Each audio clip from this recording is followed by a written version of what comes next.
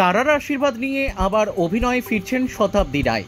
বহুদিন পর আবারও অভিনয় জগতে ফিরছেন বাংলা সিনেমার এক সময়ের জনপ্রিয় অভিনেত্রী তথা মাননীয়া সাংসদ শতাব্দী রায়। আজ অর্থাৎ বৃহস্পতিবার তিনি পৌঁছান বীরভূমের প্রসিদ্ধ তীর্থক্ষেত্র তারাপীঠ মন্দিরে। সেখানে মা তারার চরণে পুষ্পাঞ্জলি অর্পণ করে পূজা দেন তিনি। এই শুভ মুহূর্তে শতাব্দী রায় জানান, আমি মা তারার কাছে আশীর্বাদ চাইলাম যাতে আবার নতুন করে সিনেমার জগতে ফিরতে পারি। দীর্ঘদিন পরে আবার ক্যামেরার সামনে দাঁড়াতে চলেছি, এটা আমার কাছে এক অন্যরকম অনুভূতি। একদিকে রাজনীতির ব্যস্ততা, অন্যদিকে আবারও রূপালী পর্দায় ফিরছেন তিনি। এই খবর সামনে আসতেই অনুরাগীদের মধ্যে খুশির হাওয়া। বহুদিন ধরে দর্শকরা অপেক্ষা করছিলেন কবে আবার তাদের প্রিয় নায়িকা ফিরে আসবেন বড় পর্দায়। তারাপীঠে শতাব্দী রায়ের পুজো দেওয়ার এই দৃশ্যকে ঘিরে স্থানীয় মানুষ এবং ভক্তদের মধ্যেও উত্তেজনা লক্ষ্য করা যায়। বহু মানুষ ভিড় করেন তাকে এক ঝলক দেখার জন্য। রাজনীতির ময়দানে যতই ব্যস্ত থাকুক না কেন, অভিনয়ের প্রতি তার ভালোবাসা আজও অটুট। সেটাই যেন নতুন করে প্রমাণ করে দিলেন মাননীয় সাংসদ শতাব্দী রায়। মা তারার আশীর্বাদ নিয়ে নতুন যাত্রা শুরু করলেন শতাব্দী রায়। তারপরে তিনি মন্দির থেকে বেরিয়ে তারাপীঠের সম্ভাবনা হোটেলে এসে সাংবাদিক সম্মেলন করেন। কাজী আমিরুল ইসলামের রিপোর্ট, এস নিউজ বাংলা। সেই ছবিটার জন্য আমরা পুরো ইউনিট আমাদের তারাবাড়ি করে পুজো দিতে এসেছি। আমাদের প্রডিউসার তো আমরা যেহেতু ছবিটা এখানে বীরভূমে এই মুহূর্তে কোনো হল নেই, কিন্তু আমরা নেক্সট ডেতে আমরা বোলপুরে রিলিজ করতে এখন সব কলকাতার আইনক্সে রিলিজ হচ্ছে আগামীকাল। তারা ছবি দেখতে, ছবি ভালো লাগবে, এত বছর পরে কাজ করা। থিমটা যদি বলা যায় সিনেমাটা, বলো। এটা প্রাইমারি একটা ভূতের ছবি, দুটো মহিলার ছবি, মানে সম্পর্কের ছবি, তার সঙ্গে একটা একটা আমি আর রীতাপুরি আছে, দুজনে অভিনয় করেছি এবং বাংলা ছবিতে অনেকদিন পর সেই অর্থে ভয়ের ছবি হিসেবে, ভূতের ছবি হিসেবে, সম্পর্কের ছবি হিসেবে আজকের ছবি হিসেবে তৈরি করা। নিশ্চয়ই সেটা মানুষের দিদি কত বছর পর কথা এসেছে? 14-15 বছর পর।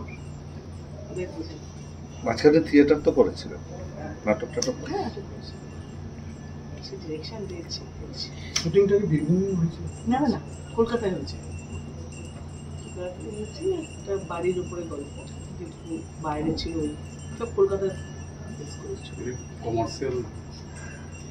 এখন তো আর কমার্শিয়াল ছবি বলতে আলাদা করে মানে ওই অর্থে হয় না। মানে আমরা যে ছবিগুলো করতাম সেগুলোকে কমার্শিয়াল বলা হতো না। আজকাল অ্যাকশন, গাড়ি উড়ে যাচ্ছে, হিরো 20 জনকে মেরে ফেলছে, ভিলেনকে, সেগুলো তো এখন আর সেই অর্থে কমে গেছে। এখন রিয়েলিস্টিক এবং কন্টেন্ট ভিত্তিক ছবি হচ্ছে, সাবজেক্টও অন্যরকম হচ্ছে।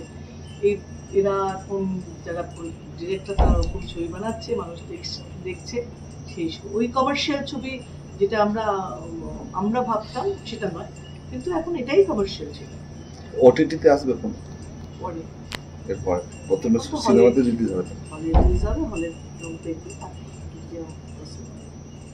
যদি বর্তমান বীরভূমের রাজনীতি নিয়ে যদি দু একটা কথা বলেন। আজকে থাক না, আজকে শুধু সিনেমার কথা বলছি, একটা দিন তো সিনেমার কথা বলো। বীরভূমে কোনো হলে কি এরকম রিলিজ হচ্ছে? কোনো হল নেই, আমি তো দেখলাম কোনো, এখন তো সিঙ্গেল স্ক্রিন তো নেই বীরভূমে, কোনো হল নেই। বোলপুরে আছে বলে বোলপুরে কৃষ্ণদা অডিও ভাইরাল নিয়ে যদি কিছু বলেন যে কি বেসিসে দেখছেন? দল দেখছে, দলের সিদ্ধান্ত দলের ওপরে, এরকম না যে তুমি শুনেছো আমি শুনেছি।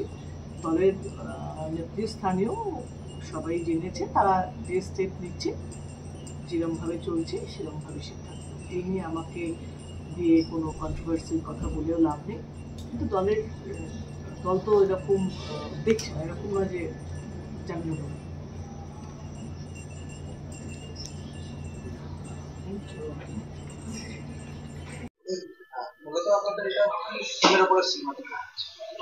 ছবিটা ভূতের ছবি এবং সম্পর্কের ছবি। ছবির নাম বাৎসরিক। অনেক বছর পর বাংলায় বা ভারতবর্ষে ভূতের ছবি চট করে বানানো হয় না, সো একটা ভূতের ছবি আমরা বানিয়েছি।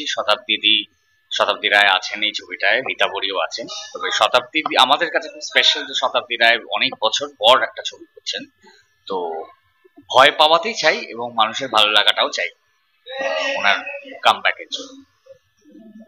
এখন কোথায় কোথায় রিলিজ হচ্ছে?